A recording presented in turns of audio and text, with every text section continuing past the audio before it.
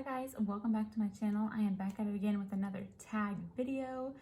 This video is going to be what's in my $1,000 Sephora fantasy shopping cart. This video was created by Noel, so I'm going to go ahead and link her channel along with her video in the description box below. So if you guys would like to see what's in my fantasy cart, then just keep watching.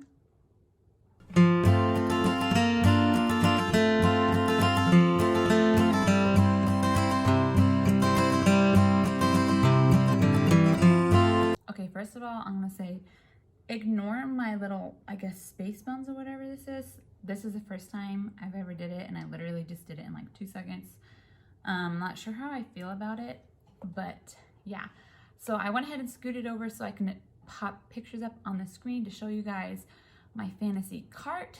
So these aren't products that I would typically buy, and the majority of the videos I've seen with this tag have been like super high-end products, and it's like 7 or 8 high-end products, but I excuse me, thought cheaper products so I could do more. So I have 19 products in my Sephora fantasy cart, and I tried to get it as close to 1,000 as I could. So yeah, let's just go ahead and get into it. I wrote it all down and my son scribbled over all of it. So yeah, the first thing that I have is a perfume, and I don't know if I'm saying this right, but I think it's Yvee Saint Laurent maybe, and it's a black opium perfume, and this retails for $74. But oh my gosh, every time I go in Sephora, if it's there, I try to smell it because it has black coffee, white flowers, and vanilla are the notes for it, and it smells so good. Black coffee and vanilla are like my 2 favorite scents, so when you mix them together, it's such like a sexy grungy kind of a smell. Like, it's not like for younger people, I wouldn't think. It's like more of a mature smell, but it smells so dang good. And next I have is Briogeo Don't Despair Repair Hair Mask, which retails for $36. Now, I've actually never tried this. I've only ever heard awesome things about it, and I have a lot of great skincare, and I want to get more into great hair care, so I'm really interested in getting that. The next thing is Living Proof Dry Shampoo, which retails for $36.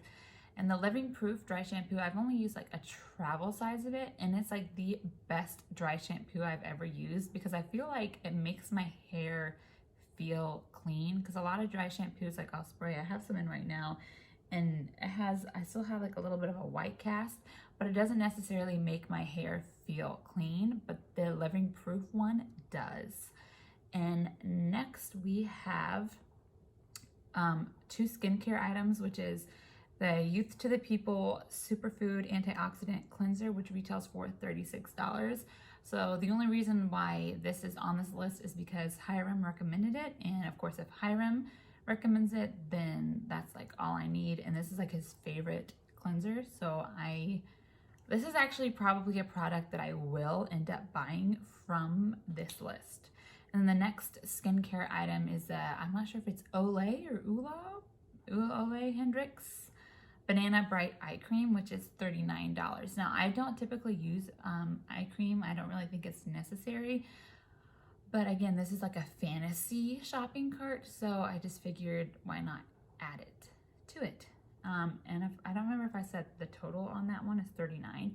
So the current total with those products so far is $234.26. So next we're gonna go into some face products, I guess.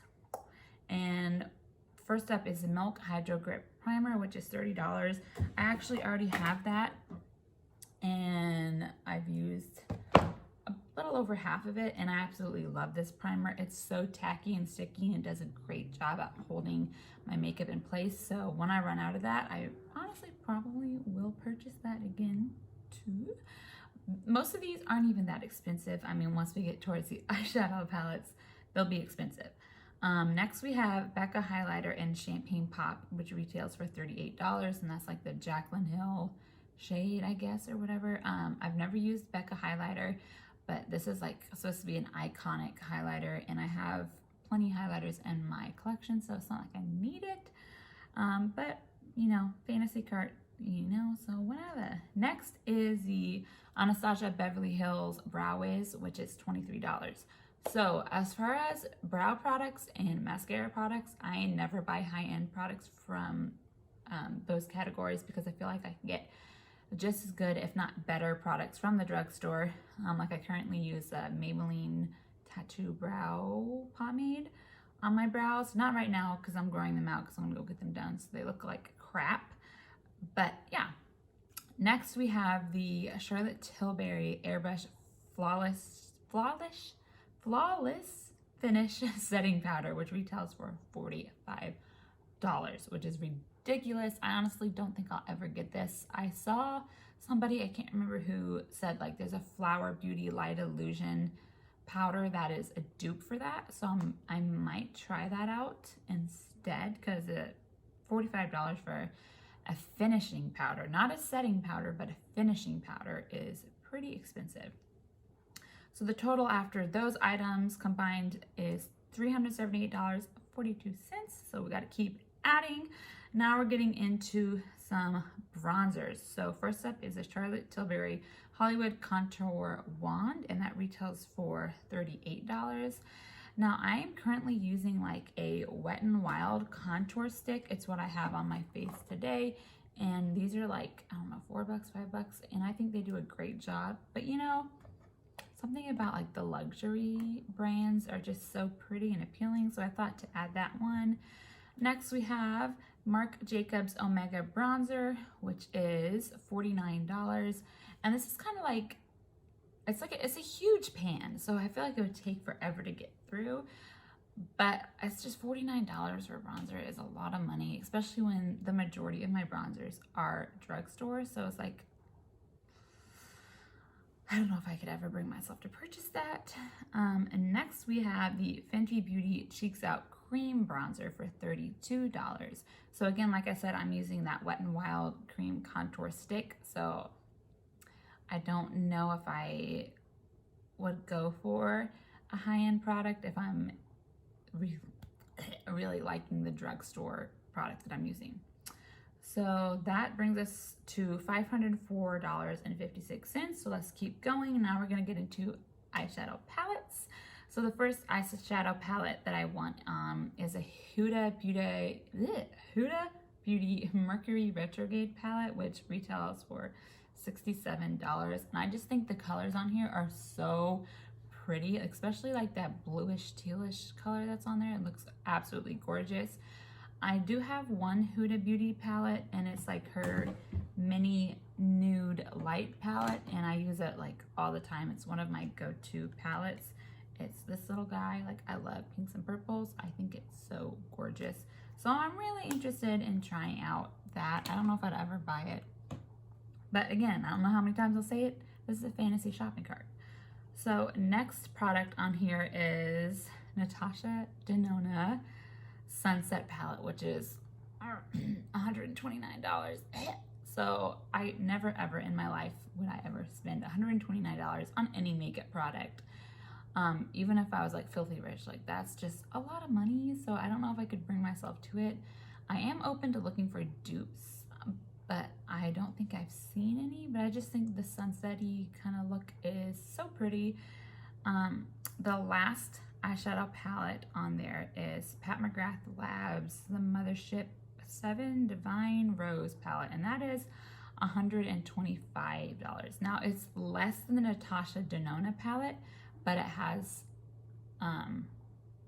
a lot less shades. Like the Natasha Denona has more shades, I don't know how many more, than the Pat McGrath. So I've actually never used Pat McGrath. I do have a Natasha Denona palette, but it's a lot cheaper than both of these. So I'm curious to see what the formula is like. So with those eyeshadow palettes, we went from $500 before the eyeshadow palettes. After the eyeshadow palettes, it brought us to $844.82. So we're almost at 1,000, guys. The last thing I'm gonna do is some like foundation. So let's start off with the Estee Lauder Double Wear Foundation, and that retails for $43. Now, this is actually my sister's favorite foundation. I'm wearing, what am I wearing? The Maybelline Fit Me, the dewy one, because I like dewy finishes. But my favorite foundation is going to be the Too Faced Born This Way foundation, which I just saw they're coming out with a matte version of it, which has me kind of intrigued. So I might look into that. But there's that one. And the next one is the Dior Air Flash Foundation, which is $62, which is like an aerosol can, and you like spray it on. I just feel like it would be super bougie. Again, I would never purchase this, but it just looks like really fancy. And then the next thing is the Too Faced Born This Way concealer, which is $29. And actually, this was a choice item for my BoxyCharm for next month, and I actually picked it, so I will be getting that in my BoxyCharm. So I will get to try that out. I'm super excited. The shades that we could choose from for BoxyCharm wasn't really that many, so I don't even know like if the shade's gonna match me or not, but I guess we'll just have to see. And then the last product in here is the Fenty Gloss Bomb in the shade Sweet Mouth. I needed something cheaper, and that retails for $19. I do have 2 Fenty Gloss Bombs. I have one in my purse, and then I have this one in Diamond Milk that I got in a BoxyCharm. I'm gonna put it on. Oh gosh, it smells so good. I love Fenty glosses. Like, I would probably buy all of them if I could. The formula is so like lightweight, and it's not sticky at all. It feels so good. So guys, that brings our total to $1,000, $1,007, I think is the grand total. So just a smidge over $1,000. But yeah, guys, that is everything that is in my fantasy shopping cart. Again, like I said, I will link the creator of this tag in the description box along with her video. But if you guys have anything that you would add in your cart, let me know, because I'm really curious to look up different products. Again, guys, thank you so much for watching this video. If you're not already, make sure you subscribe to my channel so you can see my videos that I post every Monday and Friday. And thank you guys so much for watching.